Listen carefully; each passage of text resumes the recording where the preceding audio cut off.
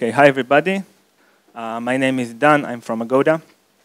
I'll talk a bit about big data tools. Now they asked me to talk about big data tools. They asked me to talk for 10 minutes and not make it too technical. We're not going to do all of these. So here we are. These are the tools. Now I'm not sure I'm going to be able to cover all of them. So instead in my time, I will just try to explain why do we even have so many of them? Why is big data complicated from an engineering perspective?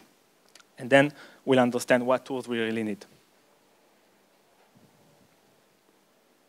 Okay, so what's big data? Really, in the simplest form, an engineering perspective, it's just like data, just much more of it. And to be a bit more precise, we want to ingest, we want to store, and we want to process and analyze large amounts of data. Large changes every year, but still the idea stays the same. So why do we need different tools? Let's just start with not big data tools and understand why they cannot be applied to big data. So let's take a simple data flow, a very classical one. We have some data coming in. It goes into a database of sorts, whatever, MySQL or whatever flavor you want to use.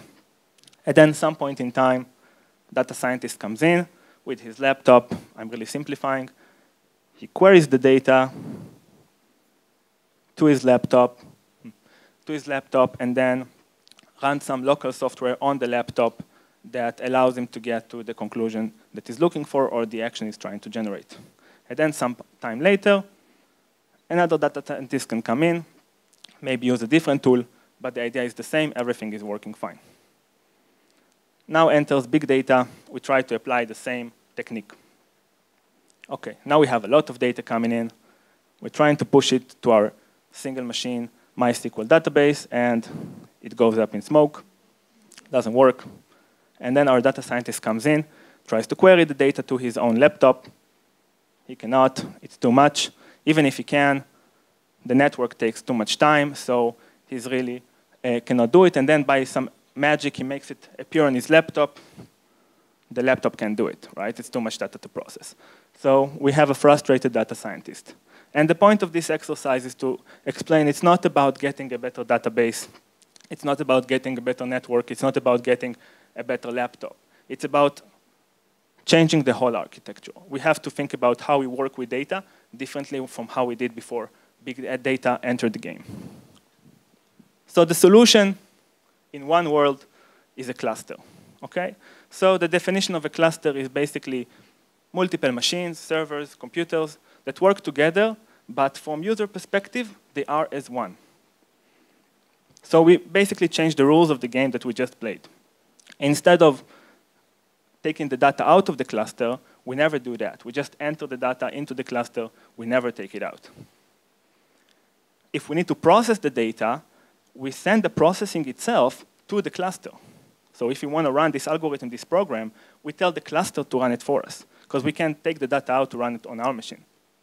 This is what usually is called as data locality. In case we're out of capacity, we just throw some more servers into it. And then if one machine fails, we just have another machine come up and complete the task. And this is a really important thing that is sometimes a subtle thing about big data. It's not just about making many machines work. They also have to be able to cover for each other. When you have 1,000 or 10,000 machines working together, you're going to have a hardware failure every day on a few of them. If you are too sensitive to that, you will never complete any task. So that sounds great. We just solved everything. All the problems are solved. We can go home. The only problem, all this software does not exist 20 years ago. We have nothing to actually achieve all of these great criteria that we want from our cluster. So this is where the community really had to stand up and start working on it. So the way they did it is basically one layer at a time. First of all, we need to have storage, right? We need to be able to say to all of these machines together, you are now storing this data together. If I enter some data to one machine, the other machines need to know that it's there. If somebody wants to have some data, something needs to tell it, okay, you take this thing from here and this thing from there. And there are many technologies that came up to do that. Secondly, you want scheduling. Scheduling is when we say, okay, I want to run this algorithm, I want to run this processing, but now I'm not doing it on my laptop, now I have to do it on the cluster, right? So something needs to say, okay, your program goes in at 5, and your program goes in at 6. Okay, and someone has to say, you're asking too many resources, or here are your resources, and that's the scheduler. So now if you have these two, basically you're good to go. Good to go in the same sense that if I give you a CPU, you're good to go, right? But you have to start writing assembly and C code and those languages that many, many developers don't work in anymore, and that's a good thing because we have better velocity. So we need to start making abstraction and build tools on top of the tools.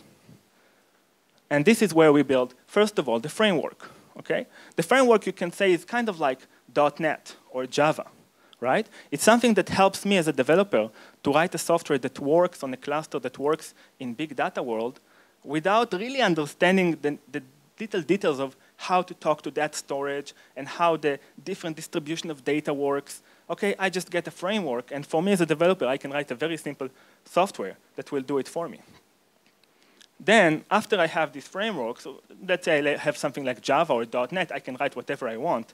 But it's going to be very repetitive work if I don't have some libraries, right? I have someone like Google that create many, many great libraries for big data around machine learning, okay? So now I don't have to rewrite all of that every time I want to write a project. I can utilize them. So there are some great machine learning libraries specifically that are coming up lately, and anyone can use them, and really anyone can just start doing data science in this way. And on top of that, we need a new database engine, because our database, the one that we just broke 2 minutes ago, it doesn't know how to work against a cluster. Okay, we need a new type of database. And the great thing is that there's a huge amount of competition.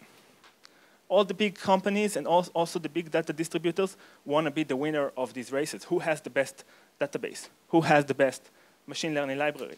And for us as a user, that's a great benefit. The downside, however, is that look how much technologies, and this is really just a tip of the iceberg, we need to understand and we need to make work. And not only they need to work by themselves, we have to make them work together. So this is how they are aligned to work together. Not everything is compatible with everything. But if your framework doesn't know how to work with your storage, you have a problem. It's useless. Right? So for me, the job that I have is not only to see what's the best technology in each layer, it's also to choose the stack that works together. One thing worth noting about this is, for example, Apache Spark, which is extremely, extremely popular project and can be regarded as one of the big things that kind of jumped this big data around 6-7 years ago around the world. And because look how compatible it is. Right? It basically connects to almost everything. So if you choose that, okay, that's unfortunate. So if you choose that, you know, at least from compatibility point of view, you're going to do good. So let's talk a bit about the current trends we have. So one of the interesting trends coming up in the last couple of years is streaming. So up until now, we got data coming in, we store it, we process it, we make more data, we store it, we process it, we make more data, we store it. Okay? So one of the new trends is to say, why do we even have to go with these hopes? Why can't we just, as the data comes in, we transform it on the fly? Okay? We don't even have to store it in the first place until we get to our final data. So that's one big thing going on. Another is GPU processing. So everybody here has laptops. They have a CPU that does most of the work. But there's also a GPU, which is the graphical processing unit. And these are, you know, for most of the years, most of the people, they use it to render your games and simulations and everything related to the screen. But actually, from a processing perspective, a GPU will usually have 100 or 1,000 times more processing power than your CPU. It's much more complicated to use. But if you do, then one machine becomes as strong as 100.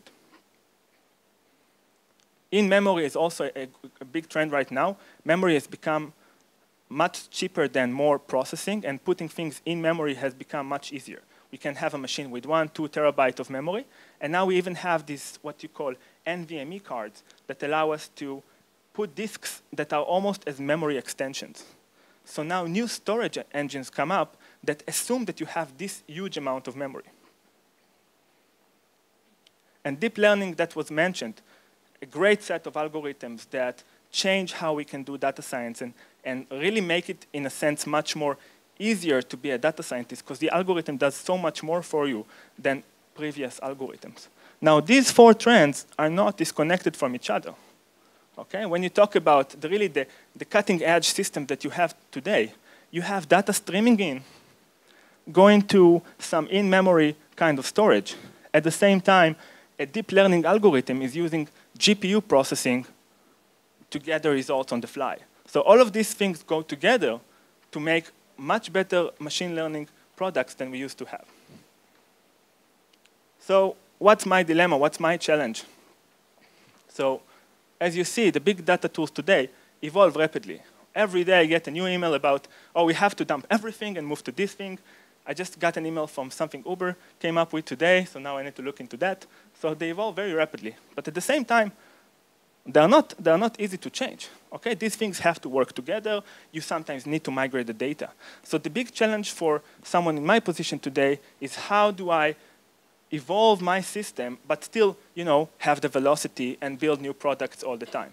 But I do believe this will change in the next upcoming year as there will be more convergence. Right now, it's like a free-for-all fight, everybody trying to do their best, but it will not be like this forever. I imagine that in a few years, there will be some more constant answer to how should we do it. That you?